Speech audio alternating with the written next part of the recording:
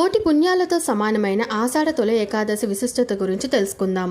ఆషాఢ మాస ఏకాదశిని తొలి ఏకాదశి లేదా దేవశయని ఏకాదశి అని పిలుస్తారు. హిందూ సాంప్రదాయంలో ఈ రోజుకు ఎంతో ఆధ్యాత్మిక, వైజ్ఞానిక ప్రాముఖ్యత ఉంది. శ్రీ మహావిష్ణువు ఈ రోజు నుండి క్షీరసాగరంలో శేషతల్పంపై 4 నెలల పాటు యోగ నిద్రలోకి వెళ్తాడు. తొలి ఏకాదశి నుండి పవిత్రమైన చతుర్మాస వ్రతం ప్రారంభమవుతుంది. సూర్యుడు మిథున రాశి నుండి కర్కాటకం రాశిలోకి ప్రవేశిస్తాడు. ఇది దేవతలకు రాత్రి సమయంతో సమానం.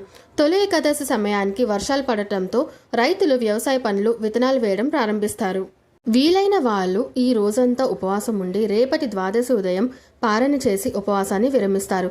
మొక్కజొన్న లేదా జొన్న పేలాల పిండిలో బెల్లం, యాలకులు కలిపి ప్రసాదంగా తింటారు. వర్షాకాలం ప్రారంభంలో వచ్చే వ్యాధులను తట్టుకునే రోగ నిరోధక శక్తిని ఈ పిండి ఇస్తుంది. ఏకాదశి రాత్రి శ్రీ మహావిష్ణు నామస్మరణతో, భజనలతో జాగరణ చేయడం వల్ల ముక్తి లభిస్తుందని నమ్ముతారు. ఈరోజు ఉదయాన్నే లేచి తలస్నానం చేసి విష్ణుమూర్తికి తులసి దళాలతో పూజ చేయాలి. విష్ణు సహస్రనామ పారాయణం చేయడం మహాపుణ్యం.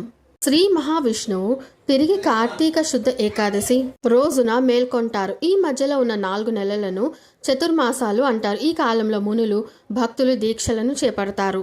తొలి ఏకాదశి వ్రతం చేయడం వల్ల మనసుకు ప్రశాంతత, శరీరానికి ఆరోగ్యానికి మరియు సకల పాపక్షయం కలుగుతాయని పురాణాలు చెబుతున్నాయి. ఈ మరింత ఆధ్యాత్మిక విషయాలను తెలుసుకోవడానికి మన ఛానల్ని సబ్స్క్రైబ్ చేయండి. ఈ వీడియో మీకు నచ్చినట్లయితే తప్పకుండా లైక్ చేయండి. ఆ శ్రీ మహావిష్ణువు ఆశీస్సులు మన అందరికీ ఉండాలని అందరికీ తొలి ఏకాదశి శుభాకాంక్షలు.